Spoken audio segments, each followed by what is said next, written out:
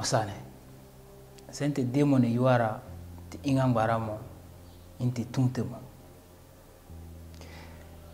Nous allons aborder un sujet on ne peut plus tragique aujourd'hui. Nous parlons de la mort.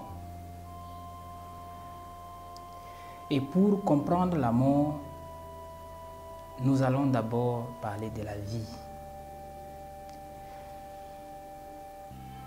L'homme est un être psychosomatique, c'est-à-dire il y a une partie physique et une partie virtuelle qu'on ne voit pas. La partie spirituelle de l'homme a toujours été énigmatique, c'est-à-dire c'est un mystère. La mort, c'est quelque chose de redoutable. C'est en même temps une fatalité. On ne peut y échapper. Dans les traditions africaines, de manière générale, l'homme ne meurt pas. Chez l'Obaya, principalement, on ne meurt pas. L'homme n'est pas né pour mourir.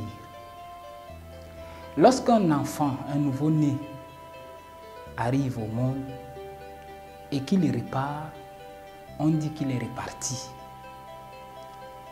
Lorsque quelqu'un naît, il doit grandir, se marier, vieillir et repartir. Lorsque survient la mort, c'est quelque chose de calamiteux. Parce qu'on parle de mort lorsque c'est les jeunes qui meurent, lorsque c'est le jeune qui décède. Et là, on cherche les origines, la cause. Pourquoi une telle mort est-elle arrivée dans la communauté? Et en cherchant les origines, on puise non seulement dans du réel, c'est-à-dire ce qu'on voit, mais on puise aussi dans ce qu'on ne voit pas.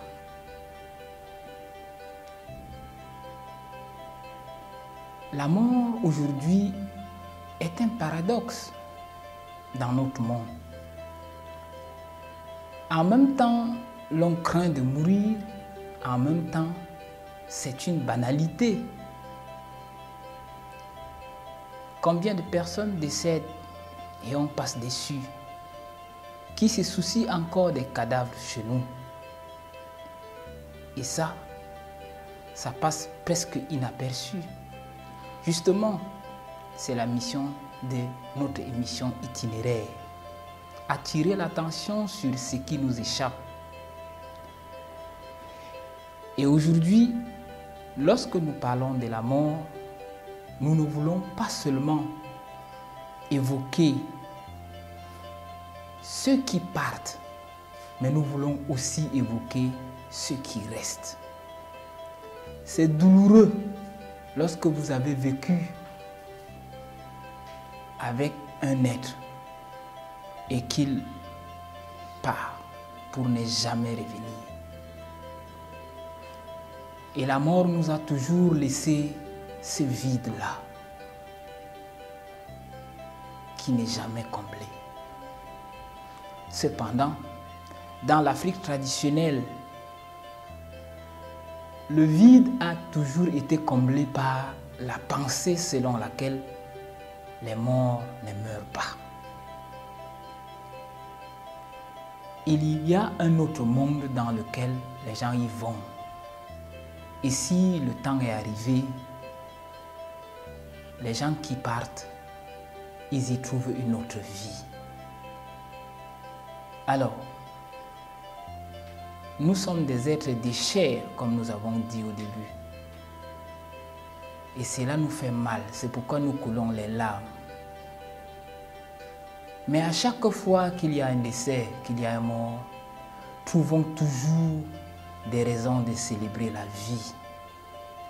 Parce que ceux qui décèdent à 30, 40, 50 ans, 60 ans, 70 ans, ils ont eu le temps et la chance de vivre au moins. Il y en a qui ne vivent pas du tout et qui n'ont même pas la chance de parvenir au monde. La vie est parfois fastidieuse, au point où certains appellent souvent à la mort. Mais la mort reste la mort. Quel est le regard que l'Africain d'aujourd'hui porte sur la mort? Nous enseigne-t-elle? Ou c'est juste un sujet de crainte? Ou c'est une banalité?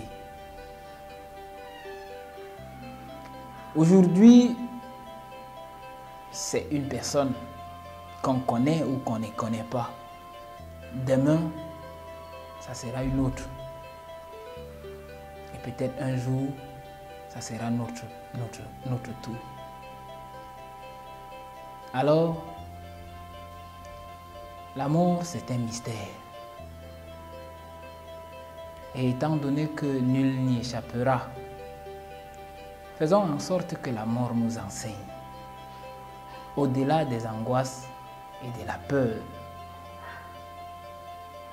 Le contexte qui nous impose ce sujet est le décès d'une grande femme, notre reine-mère,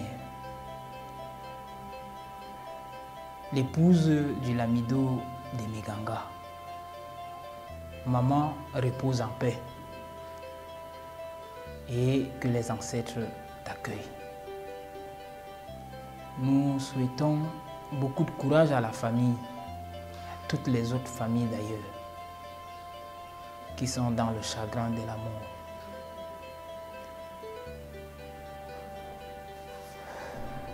C'est toujours difficile. Mais c'est aussi ça la vie. Ayons espoir, parce que ceux qui meurent, en fait, ne meurent pas. Bonsoir.